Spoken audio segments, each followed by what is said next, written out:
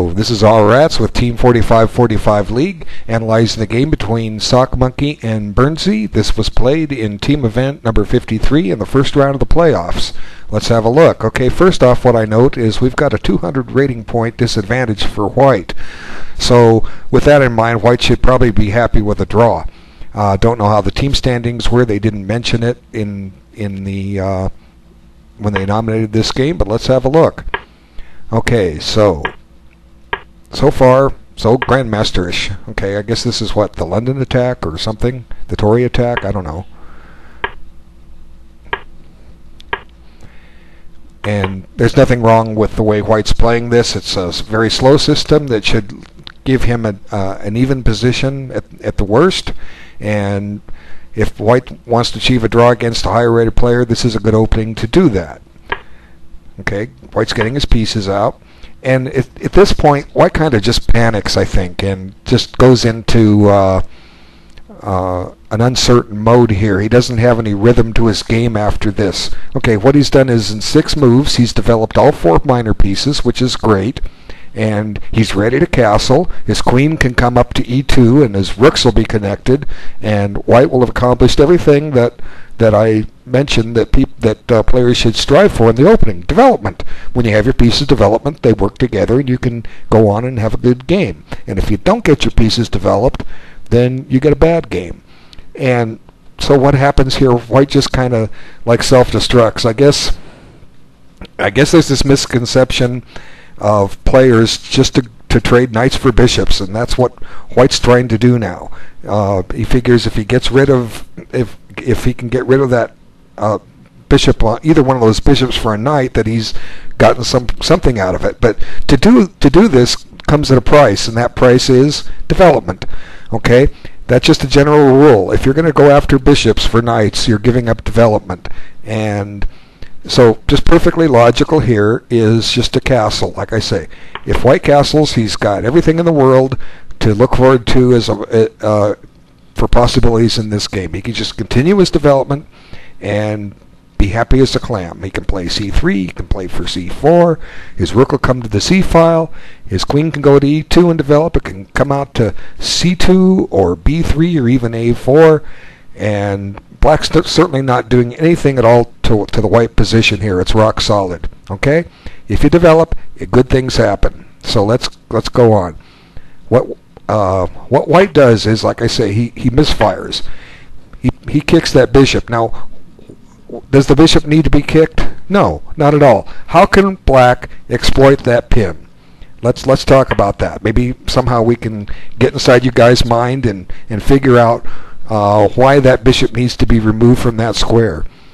Well, how else can Black attack that knight?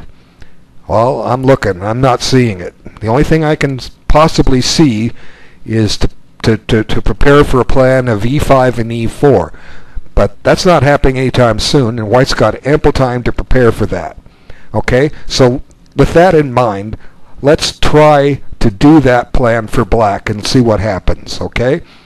Let's castle. Like I say, now, Black wants to play e5, so we're going to allow Black to play e5 if we can. Okay? Let's just ignore the fact that Black's going to prepare this, and let's get ready for it. Okay, let's play c3. Well, actually, let's not play c3. Let's play the more aggressive c4. That'll cramp, put some cramping in the activity of Black trying to do that. Okay, now let's go ahead and do e5. Now we've got this tension in the center. Okay, well, do we want to take now? No, let's develop our rook. Okay, now Black can finally play e5. Is he threatening e4? That's a good question. Is he? Okay, I mean threatening to play e4. How does White respond?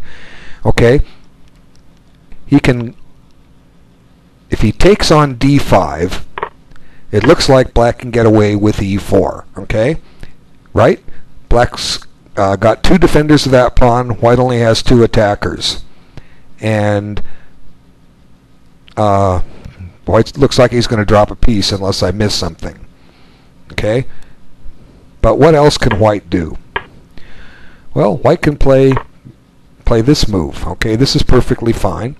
And black comes ahead and plays his knight here. And white just drops his bishop back, breaks the pin, and I don't see what black has. I honestly don't see. Black can make some exchanges if he wants. He can trade off this knight, and white just takes back happily. And what does white have to fear here? White has absolutely nothing to fear. Black's picked up a queenside pawn majority, and this is just one line. Yeah, we can trade queens. White shouldn't fear that at all. Now, if black wants to double white's pawn, so what? Well, black's giving up the bishop pair. And okay, let's just do it. Let's take it. Okay. Now it's black's move. Now white has some threats here. He's planning to play bishop takes on f6, followed by rook d7, and that has a twin threat. It's attacking both these pawns I've circled on f7 and c7. So it's black's move. He has time to prepare for that. But again, who has the bishop pair? White does. White's perfectly fine here. So honestly, I don't think this position was deep enough for black to even consider. I mean, for white to even consider black doing that. And as I say, white has plenty of time to develop his pieces and get that plan in action. Now let's look at the next critical thing here. 47-16. How much time did white spend on that move? Well, he gained 7 seconds on his clock, which meant he spent 38 seconds. There's the culprit, the clock, okay? The clock. Now let me just do a little basic math with you. What they say is, when you have an increment and a 45-45 control, you take the standard control of 45 and you add 2/3 of the increment. 2/3 of 45 is 30, so you're talking about a 75-minute game per side. Okay? And let's assume for a moment you have an average of 40 moves in a game, and you take a maximum amount of time each game, each move. You're going to have just under 2 minutes a move, and then eventually you're going to be left with a 45-second increment every move for the rest of the game. So basically, if you take 2 minutes every move, you have time to figure things out. Now, certain cases you can make a move in a matter of a few seconds on a recapture when there's no position zug available. But sometimes you might need to take 5, 10, 15 minutes if the position gets critical, and make sure you find the right choice. So you can't do it in 38 seconds. I'm sorry, you can't. And how long did it take me to demonstrate what can black do against with that pin? Because that's what white was trying to do, was trying to provoke black into exchanging that knight, or that bishop for the knight. So it comes down to hope chess, what I call hope chess.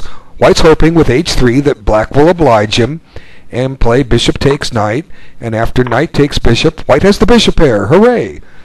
Well, what was wrong with developing? Okay, let's continue on with the game. Well, black doesn't want to play hope chess for white. He says, I'm just going to keep my bishop. And now watch this. Watch the clock, 47-23. Now, he did take a minute and 12 seconds plus the 45 seconds. He did take his 2 minutes, but look at the choice he made. He wants that bishop. He wants to have the bishop pair. That means everything in the world to white to have the bishop pair. Well, what was wrong? What was wrong with just castling? Nothing's wrong with it. Developing moves always are good. Almost always. Okay? So white wants the bishop pair. Hooray! So what does black do? He just develops. He says, go ahead, take my bishop. I'm not going to try to keep it. And there, white takes it off. He's got the bishop pair.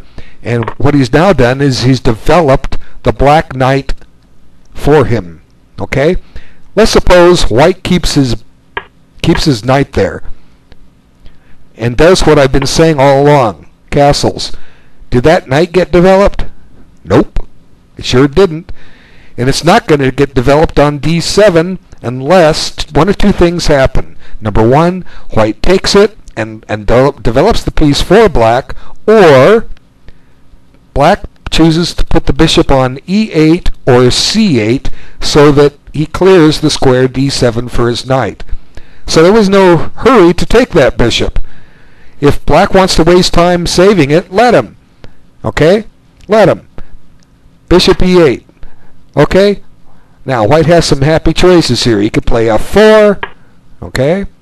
He could play f4. He could play knight f3. Reinforcing the knight on e5. He could play c4. And in any case, then black can answer with knight bd7 and bang. f4. Here we go. We've got what we want. And look at this great bishop that black has tried to preserve. How many moves does it have? I don't see any. And I'm not going to see any for a long time. Why would white want to trade off such a wonderful knight for a bishop? Because you guys have this concept that bishops are worth more than knights and that you want to trade them at all costs. Well, you don't. You don't want to trade a good piece for a bad piece. Okay, keep doing that. And you're going to be giving your opponents lots of points. Okay, so let's go on. Knight takes. Now, time to castle. Absolutely time to castle. Well, now he's got knight headed towards e5. What's he trying to do? Trade more pieces? Let's find out. Now, black's got this idea of e5, something I suggested much earlier. Okay, time for white to castle. If white castles, okay, so what? e5. White seem to be happy trading pieces. Okay, now let's go chase that rook out of there. Now white's got his bishop there, and black's got to deal with the rook. Where is he going to put it? e8, e7, e6. I don't know.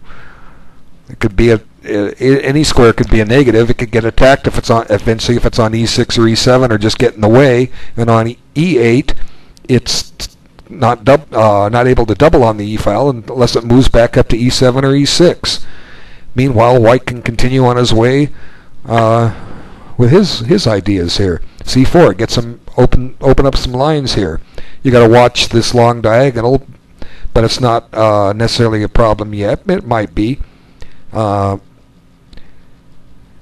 it might be right there. So white's got to be careful, but there's no hurry. You know, we can just play c3, shut off the bishop. We'll worry about maybe playing c4 later. And this game's got to be about even. And as I mentioned earlier, white's 200 rating points down. There's nothing wrong with taking a draw, unless the team requires you to win. But let's go on. Okay. And look at this. More pieces trading. Why is this king not castled? Okay, he could have castled.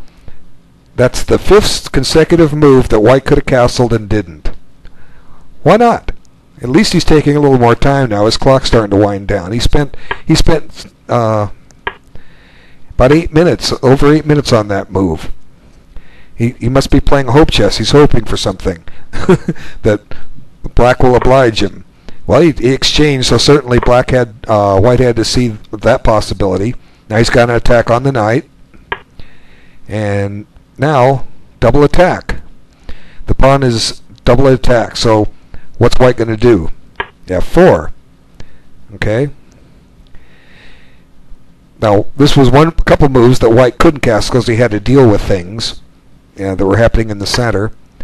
But now look at this. Black almost has his development complete. He's just developed his queen. The only thing left undeveloped is this rook on a8. And right now we don't need it. There's a fork here. The fork is on e3 and b2. Now, white could have foreseen this when he first played knight e5. It's only 3 moves, and they were forcing moves. Let's look at them again. And I talked about this in the other video that I just made with IO Archer about how players can calculate analysis. It's much easier when there's forcing moves involved, because usually that just cuts the line down to one forced line. Okay, so whoops.